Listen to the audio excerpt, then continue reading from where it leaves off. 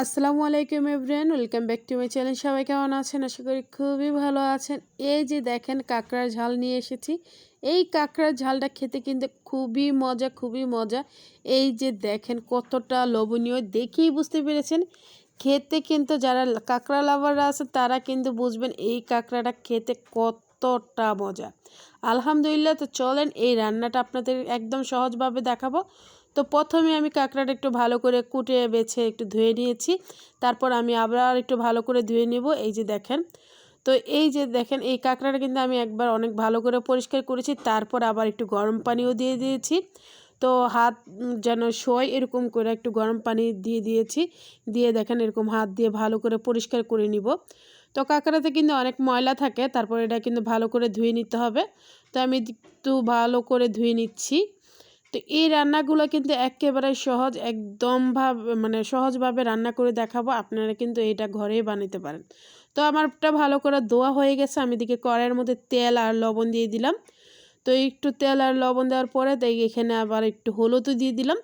দিয়েই আমি কাঁকড়াটা দিয়ে দিলাম, কারণ এই কাঁকড়াটা আমি একটু ভেজে নিব। তো ওই গায়ের মধ্যে দিলেও হয়। তারপর তেলের মধ্যে লবণ আর একটু হলুদ দিয়ে তারপর এই কাঁকড়াটা দিলে দেখেন কি সুন্দর একটা কালার হয়েছে। দেখে মনে হচ্ছে না চিংড়ি মাছ। মানে কাঁকড়াটা যে যারা খাচ্ছেন তারা বুঝতে পারবেন চিংড়ি মাছের স্বাদ কারে বলে। মানে পুরা একদম গলদা চিংড়ি, বাগদা চিংড়ির মতন স্বাদ, অসাধারণ মজা। তো দেখেন অল্প মানে 4-5 মিনিট ভাজলেই কিন্তু এটা কাঁকড়াটা লাল হয়ে যাবে। তারপর ওই তেলের মধ্যেই আমি পেঁয়াজ বাটাটা দিয়ে দিলাম। তো পেঁয়াজ বাটাটা দিলে মশলাটা মানে একদম ঘন হয়, একবার ট্রাই করবেন। আর এইখানে আদা, রসুন আর জিরা আমি বেটে নিয়েছিলাম, মানে ব্লেন্ডারে ব্লেন্ড করে নিয়েছিলাম 1 চামচ করে।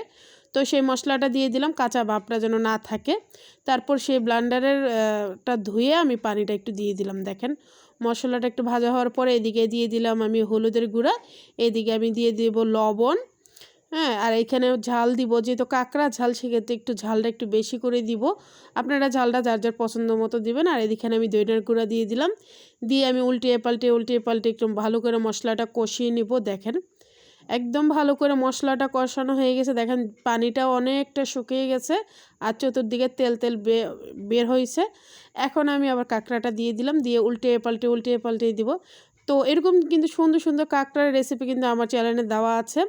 তো আগের দিন আমি কাঁকড়া দিয়ে মানে সরিষা দিয়ে কাঁকড়া রান্না করেছিলাম। আপনারা ওই ভিডিওটাও কিন্তু খুবই পছন্দ করেছেন, ওইটাও দেখে আসতে পারেন। তারপর এই দিকে দেখেন আমি একটু পানি দিয়ে দিলাম।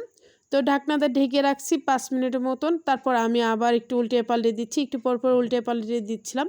তো এই যে দেখেন, তো কাঁকড়ার একটু ঝোল খেতে চাইলে কিন্তু ওই অবস্থা নামাইতে পারেন। তা আমি আর একটু ঘন করেছি। এই যে দেখেন এখন ফাইনালি আমি চুলাটা অফ করে দিব। রান্না কিন্তু কমপ্লিট। আর যদি আপনাদের লবণ লাগে এই পর্যায়ে একটু লবণ দিয়ে দিবেন। তো আমার চুলাটা অফ করে দিছি, দিয়ে আমি একটু ধনেপাতা দিয়েছি, কারণ ধনেপাতার কালারটা নষ্ট যেন না হয়। আর ধনেপাতার গ্রানটা একদম কাঁকড়ার ভিতরে চলে যাবে। তো এই যে দেখেন ফাইনালি কতটা সুন্দর হয়েছে, মাশাল্লাহ খুবই সুন্দর হয়েছে। আর এত সুন্দর গ্রান, মানে মানে ঘরটা একদম মোমো করতেছে। খুবই সুন্দর একটা গ্রান, পুরা মনে হয় যে চিংড়ি মাছ রান্না করছি এরকম টাইপের। তো এই যে দেখেন ফাইনালি কতটা সুন্দর। যারা চিংড়ি লাভার আছেন, যারা কাঁকড়া লাভার আছেন, তারা জানেন এই স্বাদটা, মানে এই স্বাদের আসলে কোনো ভাগ হবে না। এত মজা, খুবই খুবই মজা।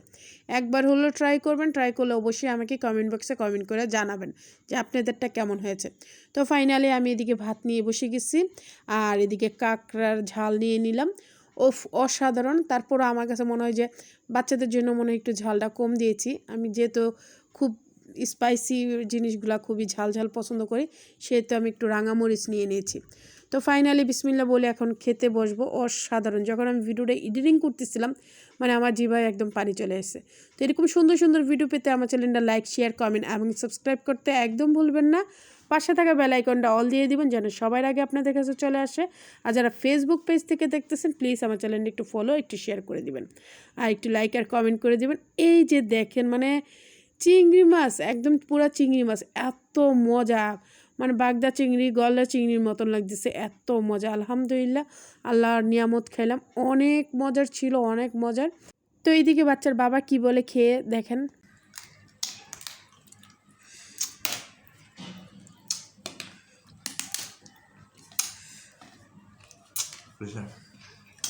মজা কি খেতেছো বলো তো? কাঁকড়া।